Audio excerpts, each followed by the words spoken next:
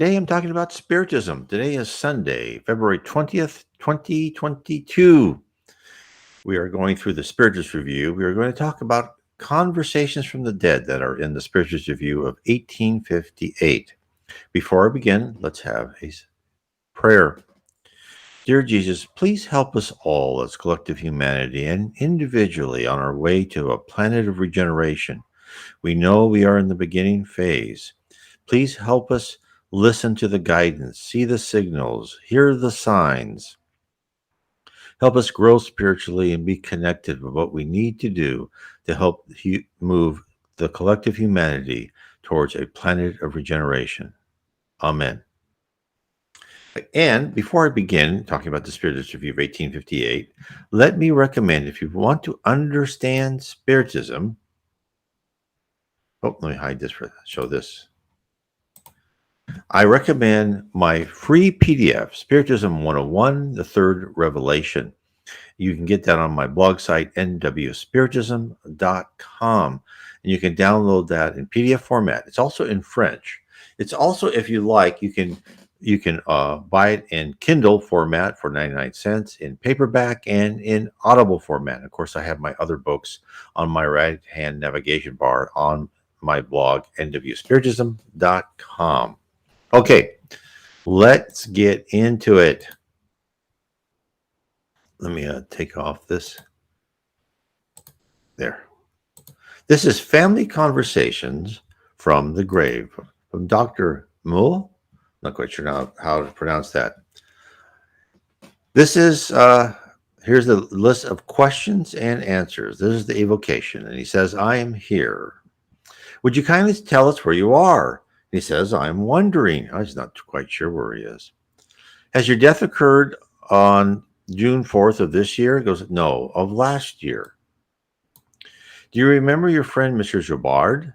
Yes, I'm frequently by his side. Number 5, when I transmit your answer to him, he'll be pleased since he speaks highly of you. I know, he's one of my most sympathetic spirits. Number 6, what did you think about gnomes during your life? I suppose they were capable of materializing and assuming fantastic forms. Do you still believe that? The answer is more than ever, now I am sure. But gnome is a word too much related to magic. Now I prefer to say spirit instead of gnome. And again, this is exactly what he doesn't know exactly where he is, and he's frequently by his friend's side, means that this poor doctor is on the lower zone. Now, the lower zone goes from the surface of the earth to the lower levels of heaven. So he hasn't gotten into the dark abyss, which is below the surface of the earth. So he's seen spirits, he's seen fantastic forms, kind of ugly forms. He's seen, because in the spirit world, a spirit looks on the outside as they are on the inside. Now, you have your perispirit, and when you first die, you will look like you did in real life. But as your thoughts start affecting your perispirit, you will start looking. If you're in heaven, you'll start looking younger, maybe better skin. I mean, like for me, I'd have hair, right, and not as fat as I am. All those things. And in the lower zone, you start looking like your bad thoughts, right? Because you've got a lot of kind of negative thoughts around you, and not only from yourself, but those around you. And those come, and that's probably how some of these apparitions look pretty fantastic, these poor spirits. And then there's also other types of spirits that are wandering around. Okay. Note, during his life, he believed in the spirits and their manifestations. He just called them gnomes, whereas now he prefers the generic denomination of spirits. Do you still believe that the spirits which during your life you called gnomes can take fantastic material forms? And then here's a note here about the doctor. He's thought to be a very elevated spirit. He was a homeopathic physician, a true spiritist apostle. He died on June 4th, 1857 in Cairo. He should be in Jupiter, evoked by the request of Mr. Jobard. The difference in the writing is in the original. However, the mirror form seems more adequate.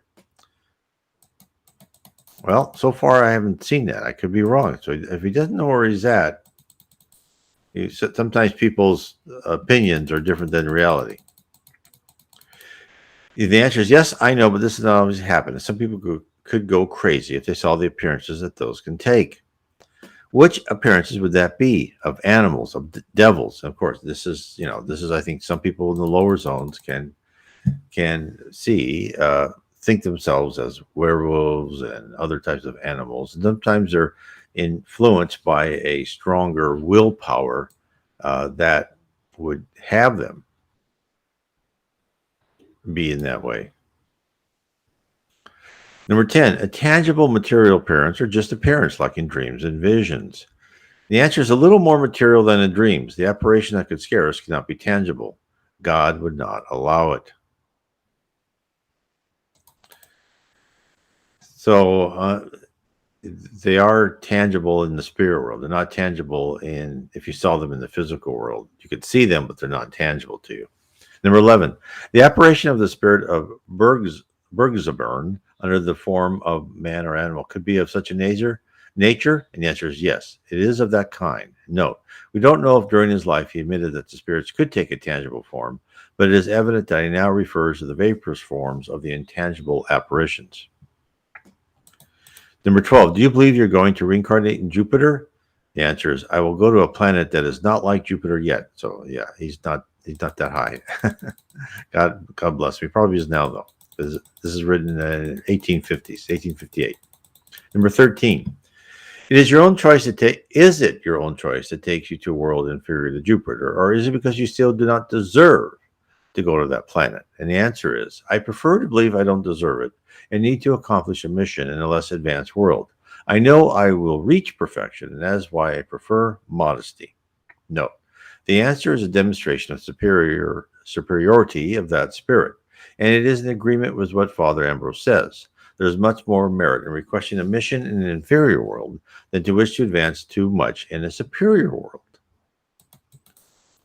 And that's actually absolutely true. Again,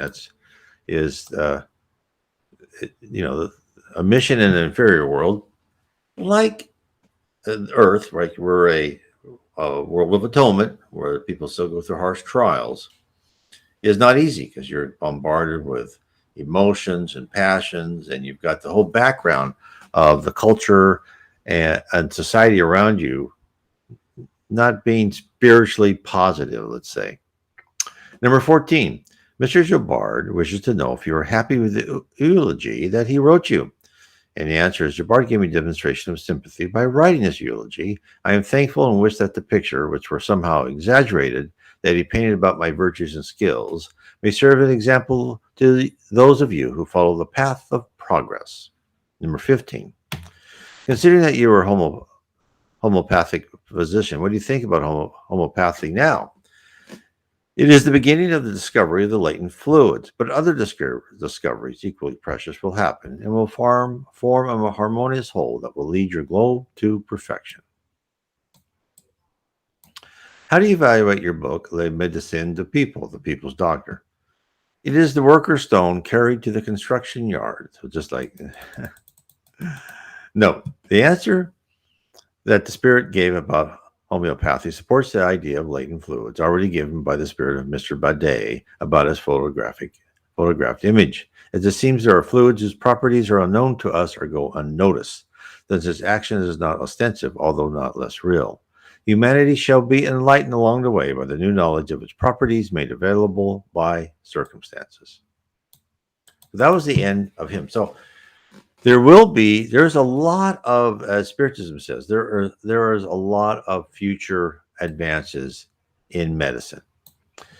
And one is that they are going to, someday, as this is in one of the books by Chico Xavier, in one of the series of Andre Luis books, there will be psychotherapy, where they will go into a physical doctor will go into your mind and either erase painful memories or move things. There will be doctors will heal the whole body, the spirit body. They will understand what, as far as obsession and these things are a lot of times are spirits that are bothering you. They'll be more like the Spiritist hospitals where They'll treat you with modern medicine, but at the same time have mediums meetings to try and find out what your root problem is. So we will advance a lot. Plus, as we're told by Chico Xavier, as we are now on the beginning of the beginning of the beginning of becoming a plan of regeneration, which Geraldo Lemos Neto says that should happen around the middle of 2050, that we will have aliens come, they'll give us more advances, we'll have a lot more at our disposal, and we will progress a lot. So the future is bright, but we have to do our part in being a beacon of light to people who do not believe in their conscience and in karma and in reincarnation and in a superior plane that is helping us become a better person. Okay. This is the next Family Conversations from Beyond the Grave. Madame de Stael, I'm probably pronouncing that wrong too. On September 28th, 1858, at the Parisian Society of Spiritist Studies, the spirit of Madame Stael, spontaneously and without being evoked, communicated to the hand of Mrs. E, a psychographic medium, leaving the following words. Living is suffering, yes, but won't hope follow suffering? Hasn't God placed a larger dose of hope in the hearts of the unfortunate? Child, pleasure and disappointment go along with birth, but hope marches before that. By saying, move on, happiness waits at the end. God is merciful. Why, asked the strong spirits, why do you come to teach us a new religion when Christ has established the basis of such charity, of such certain happiness? We do not wish to alter what the great reformer has taught. No, we only came to strengthen consciences and increase hopes. Again, that is exactly, they'll remember that Christ came, and then in the New Testament, let me bring this up. In the New Testament, Christ promised to send us a consoler. Let me bring this up in the stream. And this is what they're referring to, is Christ gave a lot of information according to the level of technology and the culture that was available during the time he came to Earth in the physical format. Now we have progressed. In even the 1850s, their culture and technology progressed enough for Spiritism to be revealed. And that's in John chapter 14, verses 15 to 17. It says, if you love me, keep my commands, and I will ask the Father, and he'll give you another consoler to help you and be with you forever, the Spirit of truth. So that is the consoler. So the Spirit of truth organized all the spirits that then talked to the various mediums that answered the 1,019 questions that Allan Kardec posed. And so therefore, if you would like to explore more the headwaters of Spiritism, where it all started from, you can read the book, The Spirit's Book, codified, I should say, by Allan Kardec. And you can find that, on Amazon, or you can click on the picture of Allan Kardec on my website. But of course, you can also, in any search engine, type in Allan Kardec space PDF. You'll find all his books, the 5 major books, in PDF format. So it won't cost you a penny. Okay, let's go back. So this is what she's referring to. There we go. Bring this up. The more civilized the world gets, the more it should have confidence and even greater the need to sustain it. We do not want to change the face of the universe. We came to help to make it become better. If we not come to support man in this century, he would be really unhappy by the lack of confidence and hope. Yes, we say to the wise man that reads others, seek to know what is not important to you and stay away from what is central to you. Open your eyes and do not despair. Don't say that the nothingness can be possible when deep in your heart you should feel otherwise. Come, sit around this table and wait. You will be enlightened with respect to your future, and you will be happy. Here there is bread for all. Spirit, you improve. Body, you will be fed. Suffering, you will be diminished. Hope, you will sprout and beautify the truth to make it supportable. Stahl. Then they ask her a series of questions. Ask and I will respond to your questions. The first question: we are not waiting for your visit. That is why we don't have a prepared subject. The answer is, I know that very well, that I cannot respond to special questions. There are, however, general things that can be asked even to a woman that had some spirit and now has a lot of heart. At that point, a lady who was present at the session kind of fainted, but it was only with excitement and not painful at all. It was really pleasing to her. Someone offered to magnetize her, but then the spirit of Madame de Stael spontaneously said, no, leave her alone. Allow the influence to act upon her. Then addressing the lady, she said, be confident, since a heart awakes by your side. She wishes to speak with you. The day will come. Let us not precipitate emotions. Then the spirit who was communicating to the lady, who was her sister, spontaneously wrote, I will come back. Still addressing the lady, Madame de Stael wrote, a word of consolation to a heart that suffers. Why these tears from a woman for her sister? Why did she go back to the past when all your thoughts should be addressed to the future? Your heart suffers. Your soul has a need to go beyond. Then may the tears be of relief, not produced by sorrow. She loves you, and for whom you cry is happy and venturous. Wait for the day when you shall be together. You don't see her, but for her there's no separation, since she can always be by your side. And this is something to remember for anyone who's lost a loved one. No one loses a loved one. They just change environments. So, and unfortunately, they're an environment you cannot see, but they are there. And not only are they are there, but they're in great health.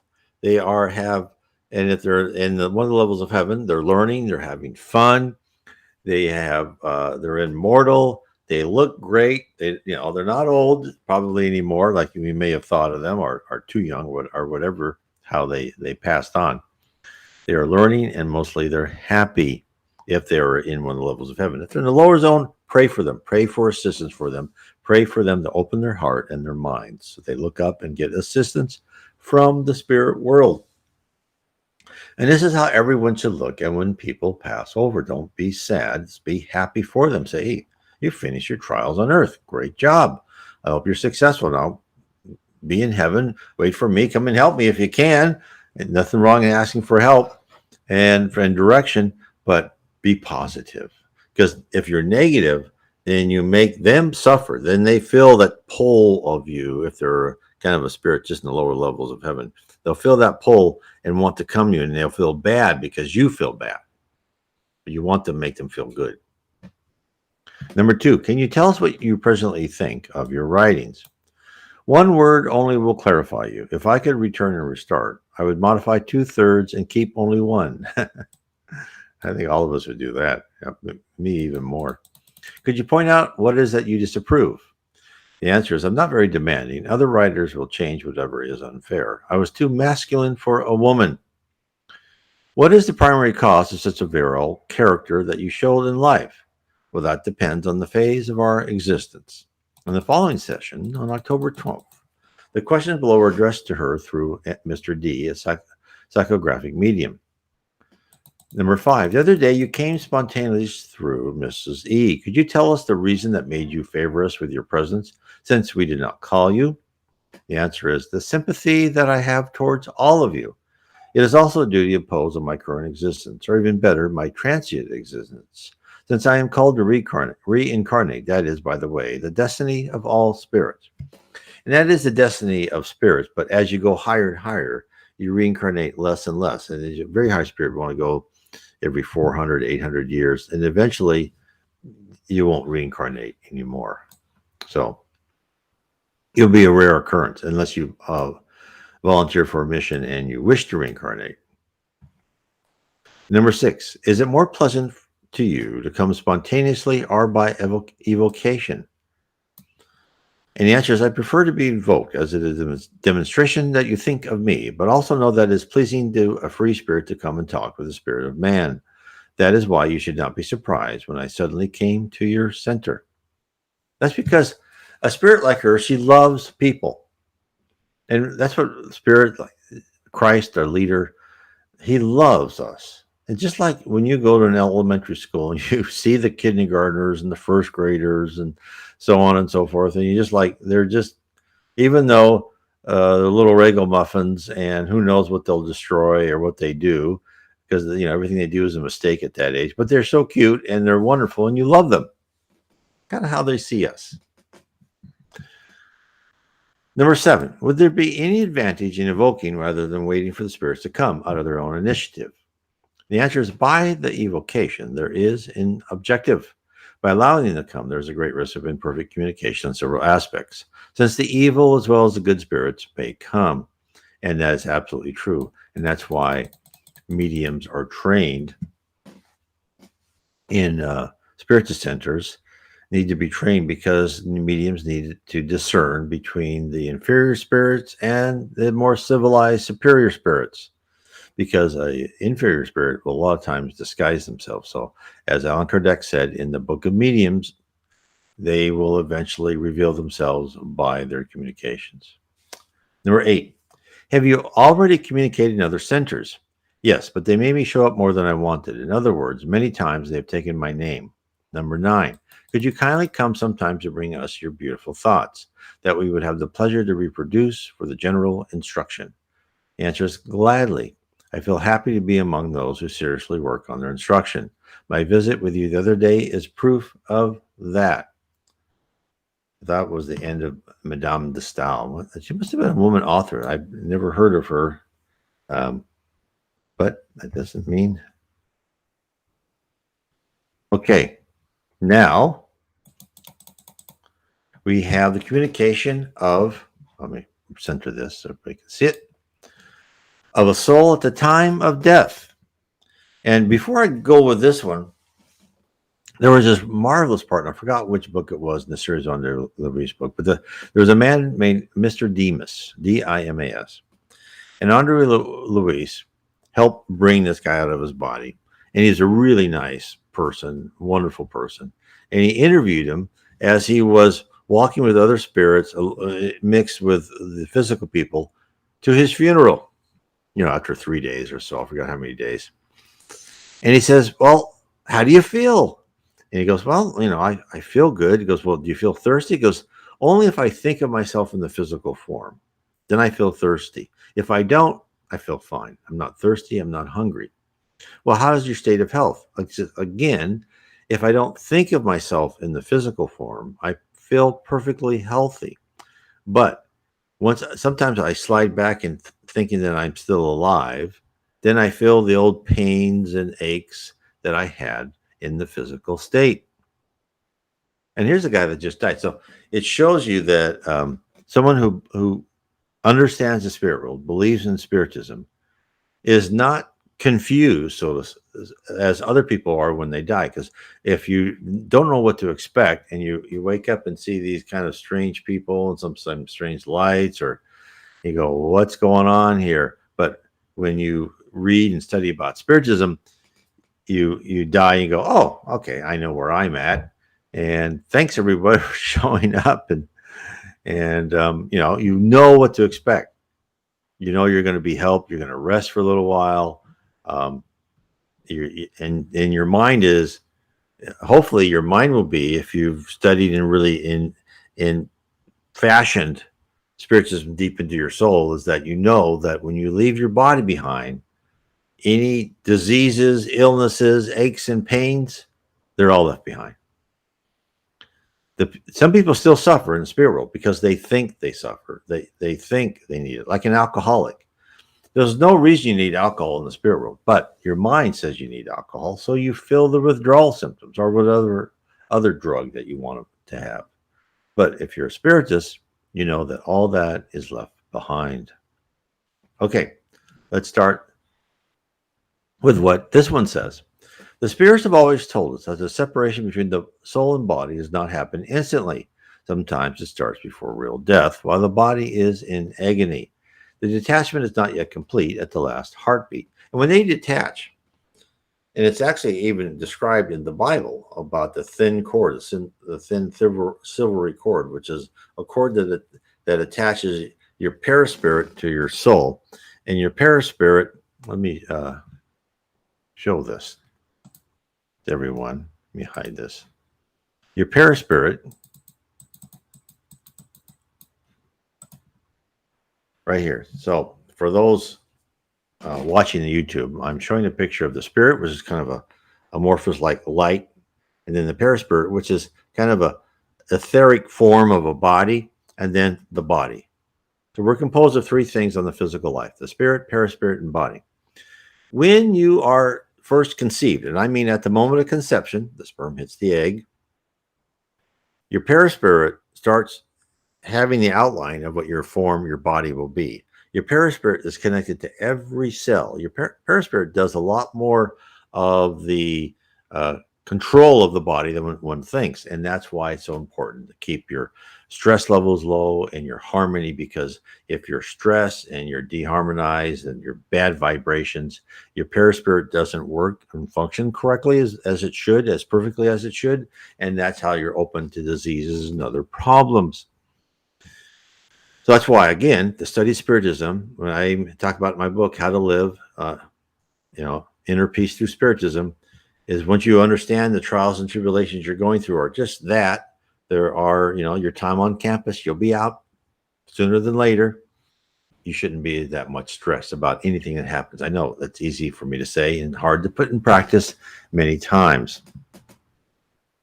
But that paraspirit is connected to the spirit by this long silver cord. Now, when people astral project or they have NDEs, a few of them will say, I looked behind me and I saw this long silvery cord. And that cord can go on for a billion trillion miles. It doesn't make difference. It doesn't detach. The cord only detaches when you have physical death. And it detaches when you have physical death. The planet you make before you die, or before you are born, I should say, the paraspirit knows the time of death, and therefore it will start that process at the time of death. Now, the important thing to remember is anyone who's thinking of leaving early, committing suicide or harming themselves, and there's also something called unconscious suicide, where you read, as an example, these poor, wonderfully talented, Hollywood stars die of an overdose. That they did not mean to kill themselves, but that's an unconscious suicide. And that means that their body died early, but their perispirit is still attached. Now, this doesn't always happen. Many suicides that were driven to it by outside forces are completely, they're freed and they're adjusted. But for a good portion, they are still attached to your body as the body decomposes. It's a very dramatic and traumatic thing for them. It's very sad. The great book called Memoirs of a Suicide by Ivan Pera, Camilo Branco, was committed suicide. And he had to stay in the cemetery until his body decomposed. And they see it. Sometimes they feel it. Not a good thing. But that is what the paraspirit is. And then when you go into heaven or lower zone, wherever, your paraspirit becomes what you look like. And that's why people get confused when they die and they think, oh, I still look like me. And they still think of themselves as they are, at whatever age they are. And they still feel themselves and they don't know they're dead. That's why sometimes they'll go home and they go, hey, hi, Martha. And Martha doesn't talk to them. Why aren't you talking to me? That's why the movie The Sixth Sense was great, because he's trying to talk to people. Go, why aren't they talking to me? And the answer is they don't see you because you're in this etheric form. To you feel solid, but you can walk through walls. You can walk in the physical world because they're not solid to you. So okay, let me get back to the story. Oop, not there yet. Okay.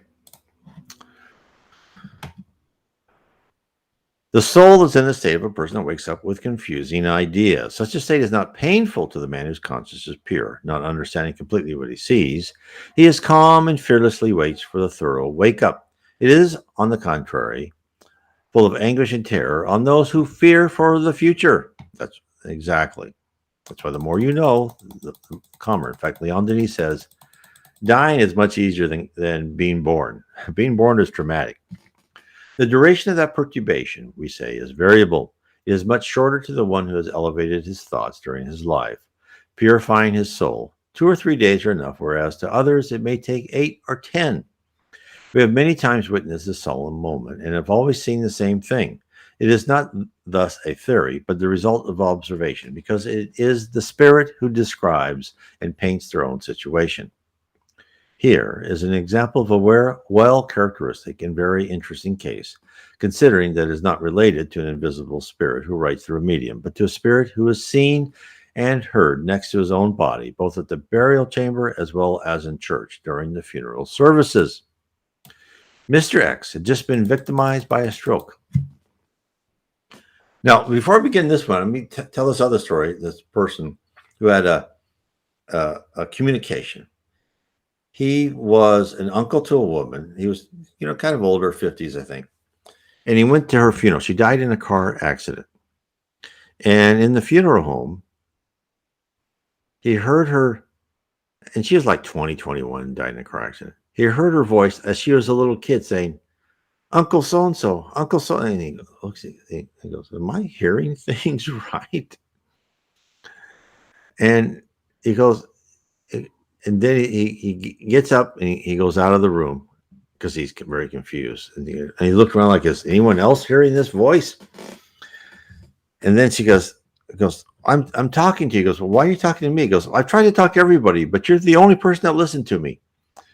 And he goes, okay. He goes, well, why are you talking to me in this young voice? Well, that's what you expected me to, but I can talk to any voice. Here's my normal voice, and here's my voice if I ever got old. And he goes, I need you to do me a favor.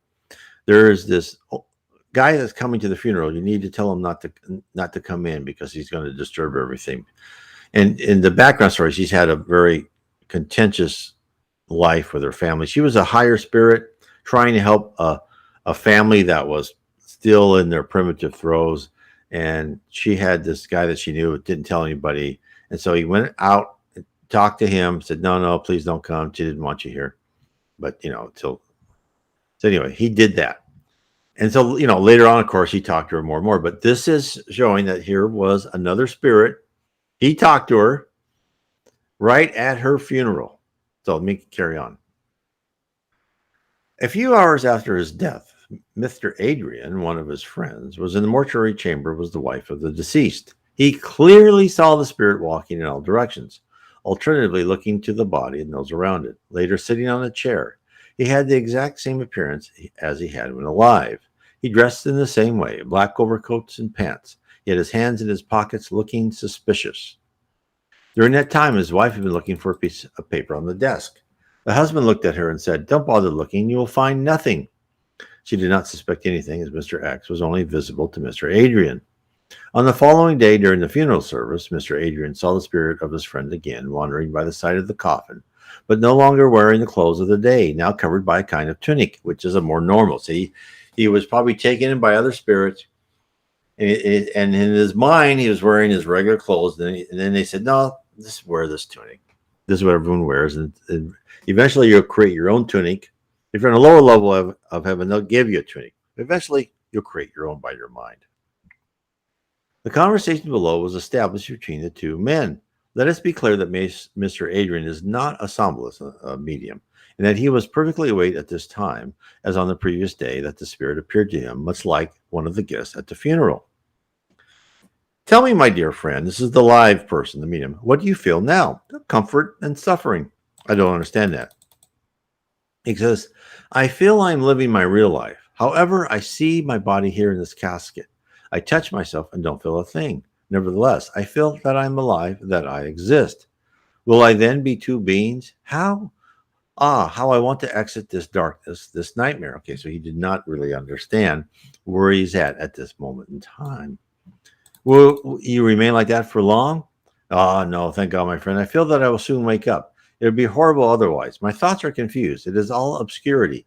I think about the great division that has just happened, and that's what I don't understand at all. So he doesn't know he's dead. He thinks he's having a real life dream, a very real dream. Because the question is, what effect has death produced on you? Death? I'm not dead, my son. You're mistaken. I was just standing up when suddenly I was taken by a darkness that covered my eyes.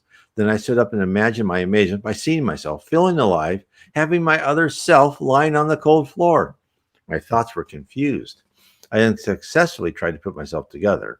I saw my wife arriving at the wake, mourning for me, but I asked myself, why? I offered her consolation, speaking with her, but she did not reply nor understand. Of course, see, to him, like he was all there. He was just himself. He was actually, at that time, he's still clothed in his, his native garb.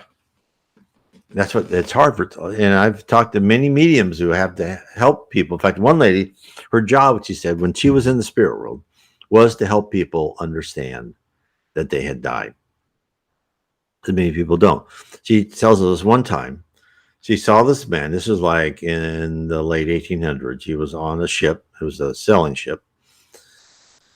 And he was standing on the beach and dressed nicely. And he saw her coming. He goes, "You." He goes, call me a carriage. This is ridiculous. How come I'm here? I should be on that ship." And he said, and she said, this is really cute, wonderful woman. Says that he treated me like he was my superior. He's the kind that he was used to giving orders. Probably owned the ship or was a well-paying passenger on the ship. She goes, "Okay, I'll call you a carriage," she said. And then he was waiting, and he says, "It's taking a long time." He goes, "Yeah, well, let me ask you something." He goes, "Yes." He goes, "How did you get off that ship?" He goes, "I don't know." He goes, "Well, let me ask you another question." He goes, "Why aren't you wet?" He goes, he thinks. He says, "Am I dead?" He goes, "Yes, you are." Now look over there. Do you see? You see the city? The celestial city? He goes, "Oh, I do. That's home. Let's go." And she took him there. She said that what happens is when she says a lot of times it's really hard to convince people they're dead. Sometimes she has to take them back to their office and their home. Like this guy, he went to the home and his wife didn't talk to him. And same thing goes, and the wife or son or daughter, whatever, won't talk to them. And he goes, "Now you see, they don't see you." And so, but because then what happens is they go and they convalesce a bit, and they'll talk to like a social worker about their life, kind of like the end of life analysis. So anyway, there's a lot of information in the spirit world backing up exactly what was written in 1858. Okay. And I'll carry on. That's what tortured me and made my spirit even more perturbed. Only you lessen my pain as you heard me and you understand what I want. You helped me to clarify my thoughts and did me a great deal. But why don't the others do the same? This is what tortures me. My mind is smashed by that pain. I will see her. She might understand me now. So long, my dear friend. Call me that I will come to see you. I will pay you a friendly visit. Will surprise you. So long. Then Mr. Adrian saw him approaching his son, who was crying. He bent over him and remained a few moments in that position. He was not understood, but he no doubt imagined that he had produced a sound. "I am convinced," says Mr. Adrian, "that his message got across to his son's heart. I will prove that to you. I saw him later, and he was more relaxed." Observation. This description is in agreement with everything we have observed about the phenomenon of the separation of the soul. It confirms, in very special circumstances, the following truth. The spirit is still present after death.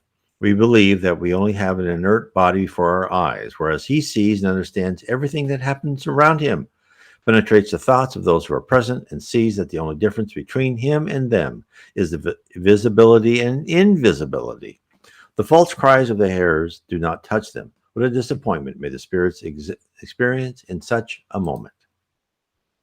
And I can contest to that because my mother went to the hospital. She was going to have a pacemaker put in her heart. It's funny because I kind of had an inclination she was getting ready for death, and I'll tell you why. We went to the hospital the day before she was going to have the operation early in the morning, right? So we went to the hospital the day before. And she goes, "Oh," and she was old, like I think she's about 92.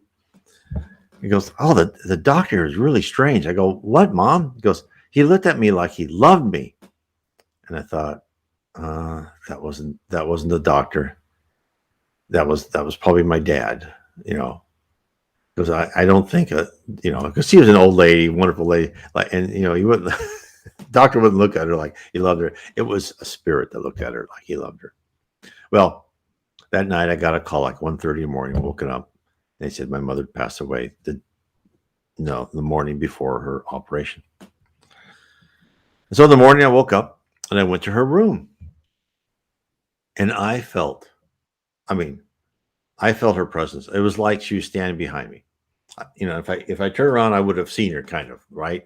Although I couldn't see her, but it was like she was right there. And there was no doubt in my mind. I never felt that strong before. I've felt presence of spirits before, but never that strong. And I said, Mom, he goes, what are you doing here? Remember, we talked about you. We had her at our Spiritist home at meetings like this. Mom, remember, you're a spirit. You belong in heaven. Dad, I think Dad saw you. Now open your eyes and know that it may not be Dad, might be someone else, but someone's helping you rise up. You don't need to be in your room. You're in a better place. And then I felt her leave, and I never felt her again. Now, my wife said he felt her a couple times later on, but yeah, I felt that completely. There's another story about a sister that died. And I think a lot of people hear these type of stories. And then her other sister, who lived 1,000 miles away, a long ways, woke up and said, oh my God, my sister just died.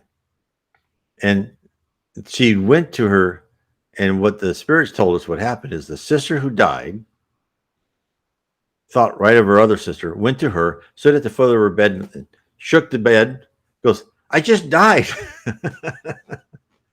This just proves people are people, right? I just died, Martha, or whatever her name is. Goes, but she couldn't hear her, couldn't hear the voice, but she felt, she just felt like, that's my sister right here next to me. And of course, she knew exactly when she had passed on. And so when people ask me, how can you prove there's a higher spiritual plane? And you can't really.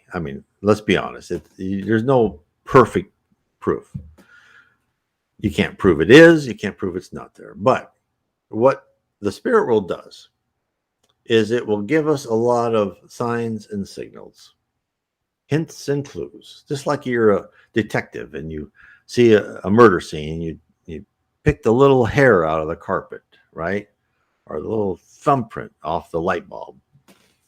These are the things that each of us, for ourselves, Jesus is not going to come down and tell us, say, hey, I'm going to prove my existence for everybody. For all you lazy students out there, no, it's not the way that spirit world works. We have to figure it out ourselves. The evidence is there for each of us. I'm first to say, not conclusive, right? The evidence for me was there when my wife told me future events that would happen to me with great specificity. I believe in God before that happened, but I believe in a faraway God that didn't care about us on earth too much, right? I believe in Jesus, but not like the immediate presence of the spirit world that Spiritism has revealed to us, that we go through reincarnation and karma controls our lives and we have predestination. So when she told me like a year in advance of this specific event that would happen, that's when I began my discovery of Spiritism, because I said, okay, how can there be predetermination, which is we still have free will, right? Events will happen. Just I want to be clear of this. But you have choices in those events, and you also have your choices of your attitude and character in those events. Sometimes it may appear you don't have choices. The event will go one way or the other way, but you still have your choice in what you learn from that event. On a planet of atonement, it's like you're in first grade. You're pretty well controlled. As you go to higher and higher planets, you have more flexibility. It's like going up in grades, right? You get to pick your own classes in high school. Sometimes a subset college, you pick more. Graduate school, on and on. That's what caused me. I said, okay, how can this happen? because my wife talked about stuff that she learned, 20 years before we met. And it was a kind of a nature that she wouldn't know anything about, right? She was born in a small town in Brazil, didn't know about financials in America, nothing, right? And yet this was great specificity. So each of us will have these clues, and as I did before, I had that really hard clue, like really hitting in my head. I had other subtle clues, but before then I always dismissed it. In fact, when I was 21, I was in a hotel room in Greece on the island of Kos, and I was visited by a spirit. I could not move. And of course, if you look that up on Wikipedia or whatever, they say, well, it's called sleep paralysis. Garbage, right? That's just a fancy word saying we don't know what causes it. No, that was a spirit kind of controlling you for a moment. I really fought it. I said, no, what is this? I can move. And then I had a vision of going along the ocean. And then it went away and I was free.